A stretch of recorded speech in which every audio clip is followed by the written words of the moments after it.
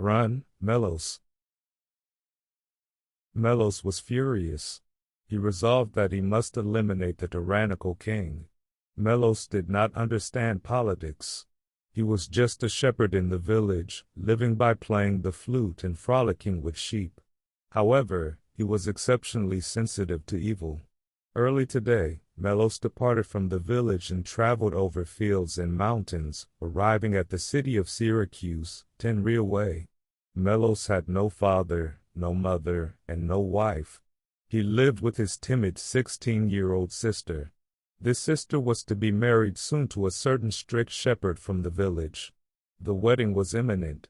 Thus, Melos had come all the way to the city to buy the bride's clothes and the feast for the celebration. He first gathered those items and then strolled along the main road of the city.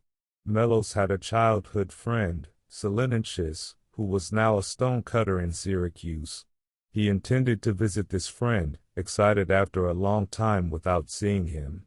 As he walked, Melos found the atmosphere of the city strange.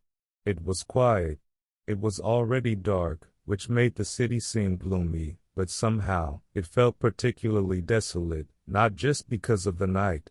Even carefree Melos began to feel uneasy. He stopped a young man he encountered on the road and asked if something had happened.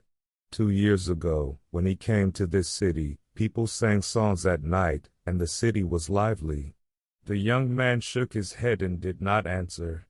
After walking a little further, he met an old man and questioned him more forcefully this time.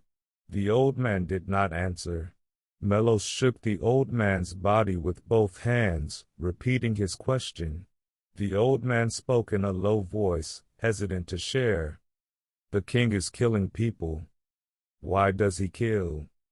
They say it's because he suspects them of having evil intentions, but no one actually has such thoughts. Has he killed many people? Yes, first the king's brother-in-law, then his own heir, then his sister, then his sister's child, then the queen, and then the wise minister Alexis. I'm shocked. Is the king insane? No, he is not insane. He says he cannot trust people. Lately, he has begun to doubt even his own ministers, demanding that anyone who lives a bit too extravagantly must provide a hostage. If they refuse his command, they are crucified and killed. Today, 6 people were killed. Upon hearing this, Melos was enraged. What a foolish king! He cannot be allowed to live. Melos was a simple man. He entered the royal castle with the shopping still on his back. Immediately, he was captured by the patrolling guards. They searched him and found a dagger in Melos's pocket, which escalated the situation. Melos was brought before the king. What were you planning to do with this dagger? Speak. The tyrant Dionysus asked calmly but with authority. The king's face was pale, and the wrinkles between his eyebrows were deeply etched. I intend to save the city from the tyrant, Melos replied without any remorse. You? The king mocked him. You are a hopeless fool. You do not understand my loneliness. Do not say that. Melos retorted angrily. Doubting the hearts of people is the most shameful vice.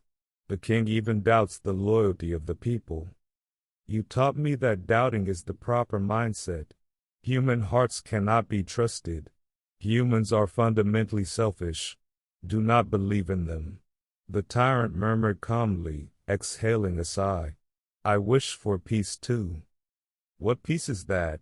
Is it to protect your own position? This time, Melos scoffed. Killing innocent people is not peace. Shut up, you lowly creature, the king said, suddenly lifting his face. Anyone can speak pure things. I cannot see through the depths of human hearts. You will soon be crucified and cry out in apology. Oh, the king is clever. Go ahead and be arrogant. I am fully prepared to die. I will not beg for my life. He hesitated for a moment, glancing down at his feet, and continued, just if you intend to show me compassion, please grant me a time limit of 3 days until my execution. I want to arrange for my only sister to have a husband. Within those 3 days, I will conduct the wedding in the village and surely return here. Foolish, the tyrant laughed in a hoarse voice. What a ridiculous lie. Do you think a fledgling bird will return? Yes, it will return, Melos insisted desperately. I will keep my promise. Please, grant me 3 days. My sister is waiting for my return. If you cannot trust me that much, very well, there is a stonecutter named Selenichus in this city. He is my dearest friend. I will leave him here as a hostage. If I escape and do not return by sunset on the 3rd day, please kill that friend. I beg you, do this. Upon hearing this, the king, with a sadistic intention, secretly smirked. How audacious he is. He surely won't return. It would be amusing to pretend to be fooled by this liar and let him go. Then I will have that substitute man executed on the 3rd day. Because of this, I will sadly show that I cannot trust people, executing that substitute man. I want to show the world what honest men are like. I have heard your request. Call for the substitute. Return by sunset on the 3rd day. If you are late, I will surely kill the substitute. You may be a little late, and I will forgive your sin forever. What? What are you saying? Ha! If your life is dear to you, come back late. I understand your heart. Melos, frustrated, stamped his feet. He didn't even want to speak. His childhood friend, Selenichus, was summoned to the royal castle late at night. Before the tyrant Dionysus, the 2 friends met again after 2 years. Melos told his friend everything. Selenichus nodded silently and embraced Melos tightly. This understanding between friends was enough. Selenichus was bound with ropes. Melos immediately set off. It was early summer, with a sky full of stars. That night, Melos hurried down the Tenri road without sleeping, reaching the village by the next morning when the sun was already high, and the villagers had begun their work in the fields. Melos's 16-year-old sister was watching over the sheep in place of her brother. Surprised to see her brother, who was staggering and exhausted, she began to bombard him with questions. It's nothing, Melos forced a smile. I left some business in the city. I must go back to the city again. Tomorrow, we will hold your wedding. It's better to do it sooner. His sister blushed. Are you happy? I bought beautiful clothes. Now, go and tell the villagers that the wedding is tomorrow. Melos began to walk unsteadily toward home, decorating the altar of the gods, preparing for the feast, and soon fell to the ground, sinking into a deep sleep without even breathing. He woke up at night. As soon as he got up, he visited the groom's house and requested that the wedding be postponed to the next day because he had a little business. The shepherd groom was surprised, saying that it wouldn't do as they hadn't prepared anything yet and asked him to wait until the grape season. Melos insisted that he could not wait and pleaded to hold it tomorrow. The groom was stubborn as well. They continued arguing until dawn, and finally, Melos managed to soothe and persuade the groom. The wedding was held at noon. Just after the bride and groom swore to the gods, dark clouds covered the sky, and raindrops began to fall, eventually turning into a heavy downpour that flowed like an axle. The villagers attending the feast felt something ominous, yet each one kept their spirits high, enduring the oppressive heat in the cramped house, singing cheerfully and clapping their hands. Melos also beamed with joy, forgetting even the promise with the king for a while. The feast grew more vibrant as night fell, and people completely disregarded the heavy rain outside. Melos thought that he would like to remain there for a lifetime, wishing to live with these wonderful people. However, he realized that his body was not entirely his own. It was an uncontrollable situation. Melos whipped himself, finally deciding to leave. He still had plenty of time until sunset the next day. He thought he would take a little nap and then set off immediately. By then, the rain would have lightened up. He wanted to linger in this home for as long as possible. Even a man like Melos had lingering feelings. Congratulations. I've grown tired, so I'd like to excuse myself for a bit and sleep. Once I wake up, I'll head into the city right away. I have important matters to attend to. Even if I'm not there, you have a kind husband, so you will never feel lonely. Your brother despises two things above all, doubting others and telling lies. You know that well, don't you? You must not keep any secrets from your husband. That's all I wanted to say. Your brother is probably a great man, so you should take pride in that. The bride nodded dreamily. Melos then patted the groom on the shoulder and said, "Neither of us has any preparations. The only treasures I have at home are my sister and sheep. I will give you everything. Also, be proud of becoming Melos's brother." The groom was flustered, rubbing his hands together.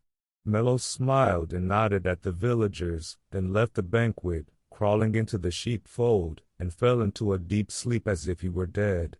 He awoke at dawn the next day. Melos jumped up, realizing he had overslept. No, there was still time. If he departed right away, he would arrive well before the promised time. Today, he must show that king where human sincerity lies. And he would smile as he stepped up onto the execution platform. Melos leisurely began to prepare himself. The rain had lessened somewhat. He was ready. Then, with a vigorous shake of both arms, he dashed out into the rain like an arrow. I will be killed tonight. I run to be killed. I run to save my friend who is taking my place. I run to break the king's treachery. I must run. And I will be killed. Since my youth, I have protected my honor. Farewell, hometown. Young Melos found it difficult. He nearly stopped several times. Come on, he shouted to encourage himself as he ran. Exiting the village, crossing the fields, and passing through the forest, by the time he reached the neighboring village, the rain had stopped, and the sun was rising high, gradually warming the air. Melos wiped the sweat from his brow with his fist. Having come this far, he felt relieved. He no longer had any lingering attachments to his hometown. His sisters would surely become a good couple. He shouldn't have any worries now. If he could just make his way straight to the royal castle, that would be enough. There was no need to hurry. He would walk slowly, regaining his natural carefree disposition, and began to sing a favorite little song in a pleasant voice.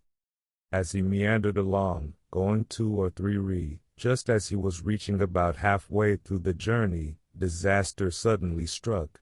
Melos's feet came to a halt. Look at the river ahead.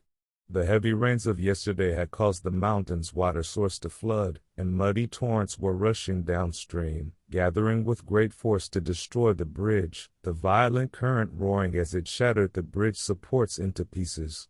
He stood there, dazed and frozen.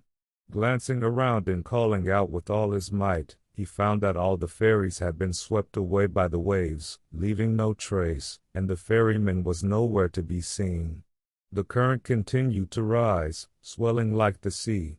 Melos crouched on the riverbank, weeping bitterly as he raised his hands to Zeus, pleading, "Oh, please calm this raging flow." Time passes by moment by moment. The sun is already at noon. If I can't reach the royal castle before it sets, my dear friend will die for my sake. The muddy water seemed to laugh at Melos's cries, growing more furious and wild.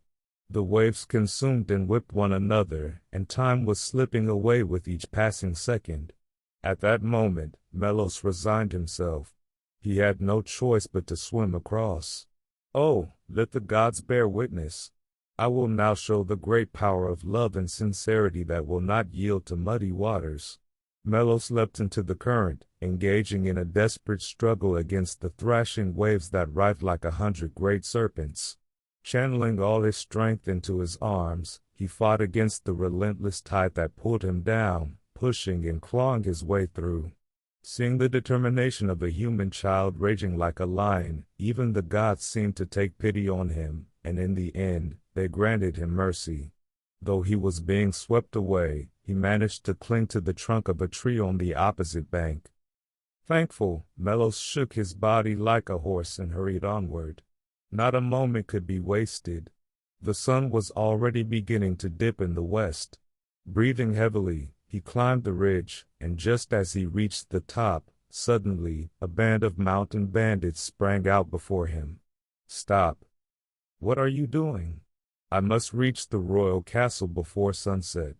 "Let me go." "No way, we won't let you go." "Leave everything behind. I have nothing but my life. This one life I will give to the king." "That's the life we want." "Ah, so you were lying in wait for me here on the king's orders." Without a word, the bandits raised their clubs in unison. Melos bent his body and leapt like a bird at the nearest one, snatching the club away, shouting, "I'm sorry, but it's for justice." With a furious strike, he knocked down 3 of them. As the remaining bandits hesitated, he swiftly ran down the ridge. He dashed down the slope all at once, but fatigue was catching up with him. The blazing afternoon sun bore down relentlessly, and Melos felt dizzy again and again. He shook himself back to reality, took 2 or 3 unsteady steps, and finally collapsed to his knees. He could not rise again. Looking up at the sky, he began to cry in frustration. "Oh, Melos, who has swum through muddy waters and knocked down 3 mountain bandits, a true hero, how pathetic it is that you cannot move here. Your dear friend will soon be killed because he believed in you. You are the rarest of betrayers, you are exactly what the king hopes for." He chastised himself, but his whole body felt limp, and he could hardly move forward like a caterpillar. He lay down on the grassy roadside. When the body is exhausted, the spirit also falters. He developed a despairing, unworthy disposition that did not suit a hero, a belief that nothing mattered anymore. "I have put in so much effort. I had no intention of breaking my promise. The gods bear witness, I have done my best. I have run until I could no longer move. I am not a traitor. Oh, if only I could split open my chest and show you my crimson heart. I want to show you this heart that beats only with the blood of love and sincerity. But at this crucial moment, I have exhausted all my strength. I am truly an unfortunate man. I will surely be laughed at. My family will be laughed at. I have deceived my friend. Falling halfway is the same as having done nothing from the start. Oh, it doesn't matter anymore. Perhaps this is my fated destiny. Selenincius, forgive me. You have always believed in me. I have not deceived you. We truly were good friends. Never once did we harbor dark clouds of suspicion in our hearts. Even now, you are waiting for me without any doubt. Oh, you must be waiting. Thank you, Selenincius. Thank you for believing in me. Thinking of that makes me unable to bear it. The sincerity between friends is the greatest treasure in this world. Selenincius, I have run. I had no intention of deceiving you. Please believe me. I have rushed here in a hurry. I broke through the muddy current. I slipped out from the encirclement of bandits and ran down the ridge all at once. It was because I could do it. Oh, don't hope for anything more from me. Just leave me be. It doesn't matter. I have lost. How pathetic. Laugh at me. The king whispered to me to come a little late. If I'm late, he will kill my substitute and save me. I hated the king's treachery. But now, looking back, I see that I am doing exactly what the king wants. I will probably arrive late. The king will laugh at me, having understood everything, and will let me go without incident. If that happens, it will be worse than death. I will forever be a traitor, the most dishonorable of men. Selenincius, I will die. Let me die alongside you. You will surely believe in me. No, is that just my self-delusion? Oh, perhaps I should just survive as a rogue. There is my house in the village. The sheep are there. My sisters will surely not drive me out of the village. When I think of justice, sincerity, and love, it all seems silly. Killing others to save oneself. Isn't that the law of human existence? Oh, everything is ridiculous. I am a despicable traitor. Do whatever you wish. Alas. With limbs thrown out, he dozed off. Suddenly, I heard the sound of water flowing softly. I gently lifted my head, held my breath, and listened carefully. Right at my feet, it seemed that water was flowing. I stood up unsteadily and looked, and from a crack in the rock, clear water bubbled up, whispering softly. As if drawn to the spring, Melos bent down. He scooped water with both hands and took a drink. A long sigh escaped him, and he felt as if he had awakened from a dream. He could walk. Let's go. Along with the recovery from physical fatigue, a glimmer of hope was born, a hope for fulfilling his duty. A hope to protect his honor by sacrificing himself.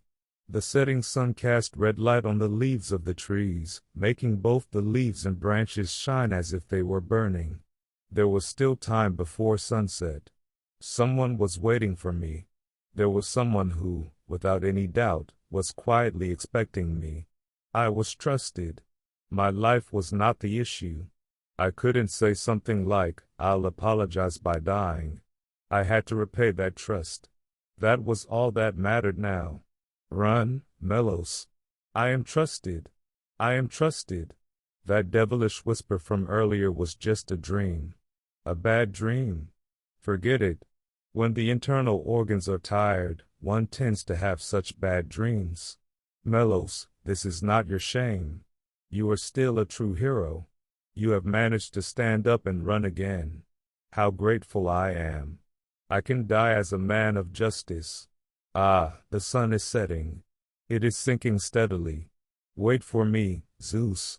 I have been an honest man since the day I was born. Please let me die as an honest man. Shoving people aside, Melos ran like a black wind. He dashed through the midst of a banquet in a field, startling the revelers, kicking dogs, and leaping over streams, running 10 times faster than the sun, which was slowly sinking. At the moment he passed a group of travelers, he overheard an ominous conversation. By now, that man is probably being crucified. Ah, that man. I am running this much for him. He must not die. Hurry, Melos. Do not be late. Now is the time to show the power of love and sincerity. I don't care about my appearance. At this moment, Melos was nearly naked. He could hardly breathe, and blood spurted from his mouth 2 or 3 times. He could see it. In the distance, he could faintly see the tower of the city of Syracuse shining in the sunset. Ah, Lord Melos, a moaning voice was heard on the wind. Who is it? Melos asked as he ran. It is Philostratus. I am a disciple of your friend, Selenenchus. The young stonemason shouted as he ran after Melos. It's no use. Please stop running. You cannot help him anymore. No, the sun has not yet set. Just now, that man is about to be executed. Ah, you were too late. I blame you. If only you had been a little earlier. No, the sun has not yet set. Melos, with a heart bursting, stared only at the large, red sunset. There was no option but to run. Please stop. You must value your own life now. That man has faith in you. Even when he was brought to the execution site, he remained calm. Even when the king mocked him, he only replied, "Melos will come," and maintained his strong conviction. That's why I run. I run because I am trusted. Whether I make it in time or not is not the issue. A person's life is not the issue. I feel as if I am running for something much larger and more terrifying. Come with me, Philostratus. Ah, have you gone mad? Then run as fast as you can. Perhaps it is not too late. Run. It goes without saying. The sun has not yet set. With his last ounce of strength, Melos ran. His head was empty. He was not thinking of anything. He simply ran, dragged by an incomprehensible, great force. The sun wavered as it sank below the horizon, and just as the last glimmer of light was about to disappear, Melos burst into the execution site like a gale. He made it in time. Wait. You must not kill that man. Melos has returned. Just as promised, I have returned. He intended to shout this to the crowd at the execution site, but his throat was crushed, and only a faint, hoarse voice escaped him. None in the crowd noticed his arrival. The crucifixion post had already been erected high, and the ropes were tightening around Selenichus, who was being gradually hoisted. Melos witnessed this and summoned his last courage, pushing through the crowd as he had just swum through a torrent. It's me, executioner. I am the one to be killed. It's Melos.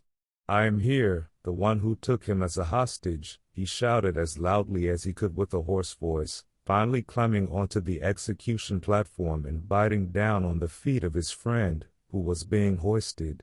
The crowd stirred. They shouted in chorus, "How wonderful! Let him go." The ropes around Selenichus were untied. "Selenichus," Melos said, tears in his eyes. "Hit me. Strike my cheek with all your might.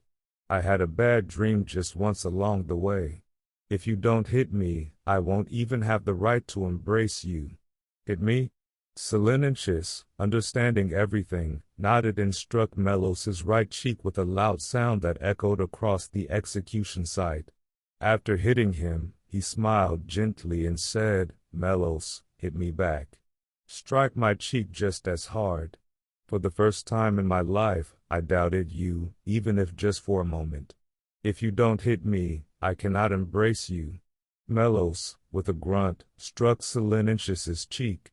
"Thank you, my friend," they both said simultaneously, holding each other tightly, and then they cried out loud in joy. From among the crowd, voices of sobbing were heard.